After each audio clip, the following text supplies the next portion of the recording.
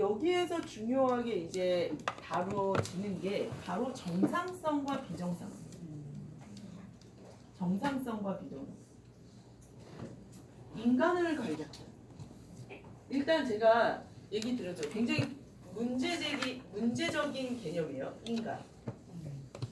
한 번도 푸코가 보기에 한 번도 우리는 우리를 인간이라는 존재로 인식한 적이 없어요. 그 이전에 인간이 된 지 얼마 안 됐다 우리는. 그러니까 우리를 뭘로 보기 시작한 거예요? 인간으로 보기 시작한 거예요. 인간이 뭔데? 이 인간을 만들어내는 것. 근대라고 하는 이 시대의 작업은 뭐를 만들어내는 작업이었냐면 인간이라고 하는 존재를 만들어내는 이런 실존을 만들어내는 작업이었어요. 인간. 그러면 인간 이렇게 되니까 여성, 남성 이렇게 구분이 되는 거예요. 혹은 어른, 아이 이런 구분들. 인간이란 무엇인가를 둘러싸고 만들어졌다는 거예요. 모든 삶의 체계가. 그게 인문학이죠. 인문학이라고 부르는 거예요. 인간이란 무엇인가? 이거에 대한 거라는 거예요. 인간이란 무엇인가? 이게 근데. 예전에는 계속 예를 들면 예전에는 뭘 물었겠어요? 귀족이란 뭔가? 이런 거 물었겠죠. 그 전에 뭘 묻겠어요? 자유인이란 뭔가? 전사란 뭔가? 이런 걸 물었다는 거예요. 인간이란 뭔가? 이거 굉장히 중립적인 개념처럼 느껴지죠. 그죠? 자연적인 개념처럼 느껴지죠. 이런 거로 우리 존재를 생각하고 규정하기 시작한 게 근대라는 거예요. 그러니까 그런 말 하면 안 돼요. 조선시대를 놓고 인권이 유린되고 있다. 인권은 인간의 권리예요. 거긴 인간이 없어요. 뭐만 있어요? 양반의 권리와 있다면 종의 권리가 있겠지. 하인의 권리. 5시간 이상 일을 안 했대잖아요. 하인. 조선시대 이 이상 일하면 그 반란이 일어난대요. 하인들. 지금 우리 몇 시간이래. 그거 하인들 물도 없고 이렇기 때문에 생각해보면 그다음에 너무 더우면 또 일 못하고 그렇잖아요. 다 그렇잖아요. 5시간 이상 일을 못했다잖아요. 그냥 일 덜하고 덜 먹고 그러고 살았던 거예요. 그냥. 여튼 인권이라는 말 자체가 근대적인 개념이다. 이거 꼭 기억하셔야 돼요. 그러면 인간이 뭐야? 이거 너무 중요하게 계속 인간이란 무엇이야? 인간 제가 그때도 말했죠. 개 본적인가요? 개 되게 문제적인 거예요. 인간 본 적 있나요? 인간 새로 오셨는데 혹시 인간 보고 오신 적 있으신가요? 우리는 인간을 본 적이 없다. 실제 경험할 수 없고 실제로 감각적 경험이 되는 존재가 아니죠. 그죠? 감각적 경험이 되는 존재가 아니에요. 인간이라는 것은 무엇인가? 이 문제가 칸트의 핵심 질문이에요. 칸트의 핵심 질문. 참 비판서 가기 전에 그러면 이 결론적으로만 얘기를 드릴게요. 그러면 인간을 어떻게 규정할까? 그러면 인간을 규정하려면 우리의 어떤 공통점이나 이런 것들이 막 있어야 되잖아요. 그쵸? 이게 다 다른데 여기 호정이가 있고 미선생이 있고 여기 구겸이가 있고 다 다른데 이걸 하나로 인간이라는 말로 묶으려면 뭔가 일반화시켜야 되는 게 있어야 될 것 같잖아요. 그런 연구들을 막 하는 과정에서 나오게 되는 중요한 학문이 통계학이라는 거예요. 통계학의 대두가 있어요. 통계학의 대두. 그러면 통계학은 뭘 하는 거죠? 이게 달라요. 우리의 얘 머리 있고 뭐 다리 있고 이거 있고 이렇게 해가지고 인간을 규정하는 게 아니라 통계학으로 규정하기 시작한다는 거예요. 인간을. 그러면 통계학의 이 정상 분포 곡선이 있잖아요. 그죠? 정상 분포 곡선이 이렇게 생겼단 말이에요. 이렇게. 그죠? 이게 정상 분포 곡선이에요. 그럼 정상 분포 곡선의 이 의미가 뭐예요? 정상 분포 곡선의 이 의미가? 통계학을 생각해 보세요. 여기에 뭐가 있다는 거야? 여기에 많은 사람들이 모여 있다. 이건 거죠. 여기에 요 범위에. 그렇죠? 이거 말고 없어요. 정상이라는 말이 의미하는 건 이런 사람이 많다 이 말 말고는 아무것도 말해주지 않아요. 우리가 흔히 그런 얘기 하잖아. 다 애꾸눈인데 가면 두 눈이 있는 사람이 이상한 사람이다 라고 얘기하듯이 여기에는 그것이 실제로 뭘 의미하는지 내용적으로 뭘 의미하는지를 갖고 인간을 얘기하고 있는 게 아니라 여기도 마찬가지라는 거야. 그냥 많이 모여있는 가운데 그런 사람이 많아. 그건 정상. 여러분들이 하고 있는 수많은 그 건강검진은 다 이거에 기대고 있어. 당뇨 수치, 고혈압 수치 이런 것들 있죠? 다 이거예요. 이거를 정상성이라고 불러요. 이걸 노멀하다라고 부르는 거죠. 노멀하다고. 그럼 이 밖은 뭐가 돼요? 비정상성. 푸코의 강의안 중에 하나가 비정상이에요. 그러니까 정상과 비정상이라는 식으로 인간의 출현과 함께 정상과 비정상이라는 부분으로 사람들을 구분하기 시작했어요. 노멀한 것과 업노멀한 것. 결국 우리가 인간이 된다는 건 어디에 계속 모여야 돼요? 여기에. 이 중앙 분포로 계속 모여드는 거. 그렇죠? 이게 가장 인간의 이 전형으로 이야기되는 정상과 비정상성의 세계가 나오죠. 그래서 푸코가 얘기하는 인간을 통치한다는 건 바로 이런 정상성을 가지고 통치를 하는 거죠. 정상성. 야, 너 지금 정상이 아니야. 빠져나가서 일로 이렇게 모여. 옆길로 세지 마. 가운데로 모여. 사람들이 다 그러니까 하는 거예요. 이게 너무 이상해. 아까 그랬잖아요. 사람들이 예를 들면 이런 거예요. 이거 뭐 비하하려고 얘기하는 게 아니라 사람들이 다 애꾸눈이야. 그러니까 그게 뭔지도 모르고 그냥 애꾸눈이 돼야 되겠어. 사람들이 다 사람을 죽이고 있네? 나도 가서 죽여야지. 누군가를 막 잡아먹고 있네? 나도 잡아먹어야지. 아무 내용도 없어요. 오로지 이렇게 해야 나도 인간이니까. 이렇게 해야 나도 정상이니까. 자식들을 다 노예로 만들고 있네? 엄마들이? 그래 나도 같이. 어서 노예가 되어라. 바보가 되어라. 이렇게 하고 있는 거야. 왜? 나만 그럴 순 없잖아요. 다른 부모들도 다 바보로 만드는데 나라고 내 자식을 바보로 안 만들면 쓰겠어요? 이렇게 얘기해요. 이게 정상성의 권리. 아무 내용이 없어요. 이게 핵심이에요. 내용이 없어요. 돈 많이 벌어야 된대요. 버세요. 그럼 벌어서 뭐 할래요? 일단 돈을 많이 버는데요. 아무 내용이 없어요. 이게 새로운 권력의 출현이에요. 예전에는 권력이 이렇게 작동하지 않았어요. 예전에는 뭐가 있었죠? 명분이 있었어요. 도덕적 명분이 있었다고. 선이라는 명분이 있잖아요. 천명 막 이런 거 있잖아요. 그렇죠? 도덕적 명분 없이는 안 돼요. 도덕적 명분 없이 권력이 작동하지 않는다. 근데 도덕적 명분 자체가 오로지 그 내용이 없는 텅 빈 형식이 돼버렸다. 텅 빈 형식만 남은 거예요. 저런 정상성과 비전. 자, 뒤로 넘어가서 44쪽으로. 그래서 이제 쭉 그 얘기들이 나오는데 뒤에 보면 그런데 16세기 서부 유럽의 여러 사회들에서 상당히 특징적으로 보이는 이러한 통치화는 제 생각에 어떻게 통치받지 않을 것인가라는 물음과 불가분의 관계에 있는 것 같습니다. 자, 지금 어떻게 통치받지 않을 것인가? 이 질문이 나온다는 거죠. 이게 푸코가 안전영토 인구에서 대항품행이라고 부른 거예요. 대항품행. 다르게 통치. 어떻게 다르게 통치받을 수 있어? 이렇게 보면.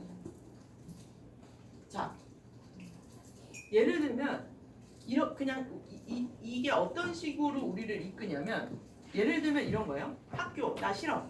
학교 안 가겠어. 이런 문제가 아니라요. 그죠? 그러면 나는 학교에서 벗어난다? 아니에요. 그러면 나는 어떻게 다르게 R을 구성해 나갈 수 있나? 이 문제잖아요. R을 포기하라는 게 아니잖아요. 대안학교는 이게 문제예요. 대안학교는 학교를 탈학교해서 놀아요. 놀면 된다고 생각해요. 놀면 다르게 R을 구성하는 거잖아요. 지금 많이 바뀌긴 했는데 예전엔 대부분 그랬죠. 탈학교라는 게 공부하지 마. 공부가 뭐가 중요해. 예를 들면 이렇게 되는 거예요. 아니면 돈. 예를 들어서 돈 같은 거 생각해보세요. 돈의 외부? 없어요. 그러면 푸코한테 중요한 거는 푸코식으로 질문한다는 뭐죠? 어떻게? 다르게 돈을 사용할 수 있을까? 그죠? 다르게 돈을 사용한다. 애들한테 경제관념을 포기하라는 게 아니에요. 애들 경제교육 시키세요. 근데 대부분의 경제교육은 뭐죠? 인풋과 아웃풋의 관계죠. 내가 얼마나 투자했는데 얼마를 돌려받는가. 효율성에. 이런 문제로 경제 살림살이를 꾸려갈 수 있는가? 다른 살림살이가 필요하다. 얼마나 친구를 만드는데 돈을 썼는가? 너의 가계부를 그렇게 써봐라. 너의 친구를 위해서 얼마나 썼는가? 예를 들면 그런 걸 수도 있는 거예요. 여튼 다르게 이렇게 통치받지 않겠다는 거야. 이렇게 통치받지 않겠다. 그게 핵심입니다. 그러면 자기 배려도 배려잖아요. 자기 관리라는 거예요. 그러니까 자기 배려라고 하는 게 왜 제기가 됐는지가 이제 이해가 되시죠? 지금의 권력이 큐어 권력이에요. 케어 권력이라고. 이 케어 권력 앞에서 나는 케어받지 않겠어가 아니라 다른 방식으로 나는 케어하겠어. 이걸 찾아내야지 이 안에서 다른 길을 찾아낼 수 있다고. 밖을 나갈 수는 없잖아요. 밖에 어디 있어요. 다 케어 권력인데. 그래서 자기 배려는 이건 거죠. 대항품행을 만들어내는 거예요. 그럴 때 대항품행을 만들어낼 때 시간이 없으니 또 이제 결론부터로 넘어가서 비판이라는 게 뭘까? 비판. 아까 칸트의 중요한 질문이 뭐라고 했죠? 인간이란 무엇인가? 라는 거를 탐색할 때 핵심이 진, 선, 이와 관련입니다. 진, 선, 이와. 그래서 이것과 관련을 해서 칸트가 세 가지를 탐색을 해요. 전에도 말씀드렸죠? 순수, 이성, 비판이라는 게 있고 그 다음에 실천, 이성, 비판이라는 게 있고 그 다음에 판단력, 비판이라는 게 있어요. 세 가지가. 여기에서 이제 비판이라는 말을 쓰죠. 우리 독일어로도 똑같아요. 발음은 크리티크라고 쓰는데 K로 쓰는데 크리틱한 거예요. 크리틱한 거예요. 이걸 비판이라고 얘기를 하는데 지금 푸코의 의미는 이 비판의 개념을 여기 비판의 개념으로 갖고 오는 게 아니라 칸트가 썼던 계몽이란 무엇인가라고 하는 요 계몽의 관점에서 이 크리틱을 쓰거든요. 계몽의 관점에서 이걸 끌고 와서 쓰는 거예요. 이 비판. 그러니까 정확하게 맞냐 이렇게 얘기를 하면 참 뭐라고 말하기가 어려운 그건데 여튼 계몽과 관련된 이 지점에서 크리틱 문제를 다뤄요. 그러면 칸트한테 크리틱이라고 하는 거는 뭐냐? 크리틱, 비판한다는 거는 뭐냐? 그러니까 이게 우리가 제가 한자를 찾아봤는데 나쁘지는 않았던 것 같은데 이게 아마 일본에서 의미가 번역이 돼서 들어왔을 것 같아요. 근데 크리틱하다라고 하는 거의 핵심은 뭐냐면 뭘 떠올리시면 되냐면 권리를 명확히 하는 거예요. 권리 지점. 권리를 분명히 하는 거예요. 그러니까 권리를 분명히 한다는 건 뭐냐면 걔가 뭘 할 수 있는지, 뭘 해도 되는지, 무엇을 해도 되는지를 규정하는 거예요.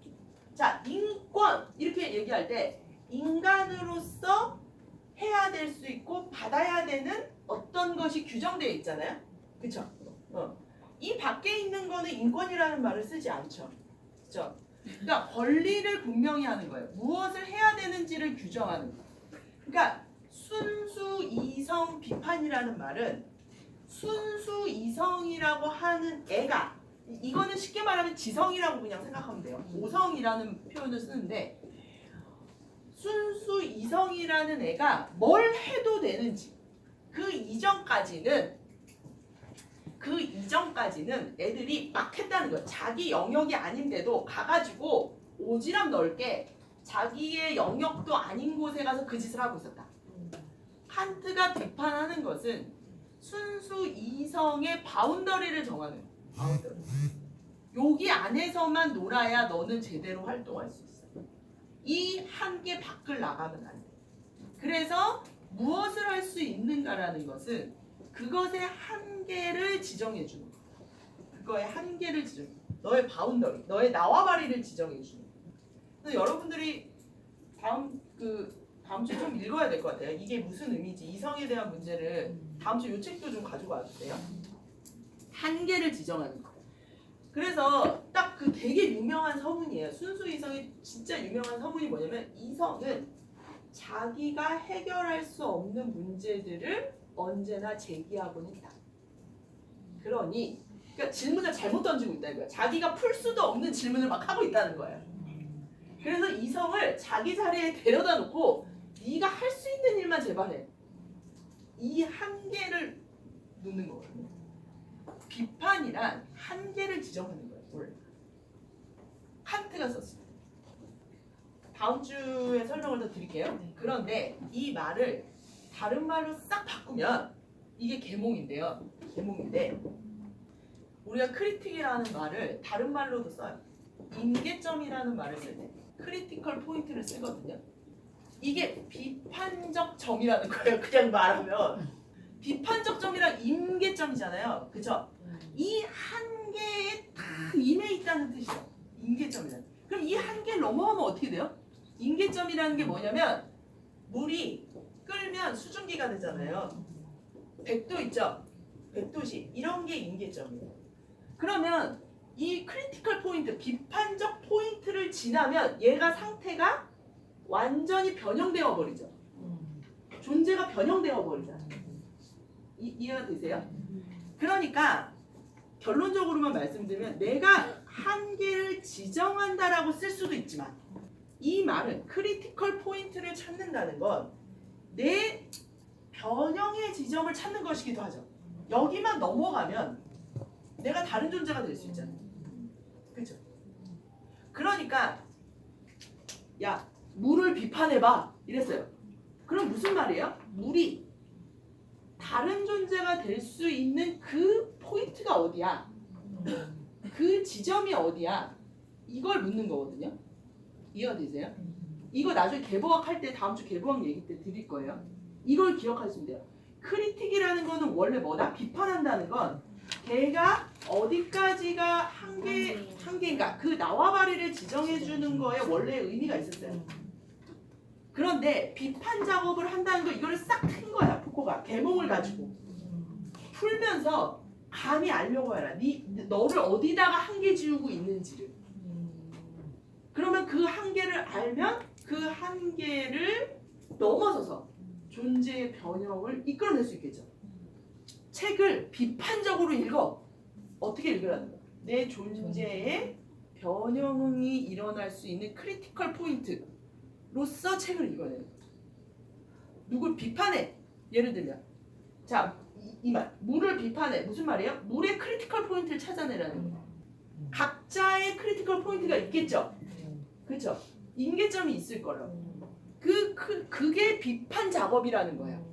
그러니까 이게 왜 자기 배려랑 이해가 되시는지 알겠죠? 자기 배려라는 게 뭐예요? 기본적으로 진실에 다가가기 위해서 우리한테 가해야 되는 존재의 변형이잖아요. 그렇죠? 그 변형의 어떤 지점들을 나타낼 때, 그 변형 작업들을 나타낼 때 크리틱이라는 말을 쓴다고. 이제 그 바운더리, 한계. 네. 다음 주에 이거 개보학하고 조금 더 해야 돼요. 가져와 주세요. 네. 오늘 여기까지.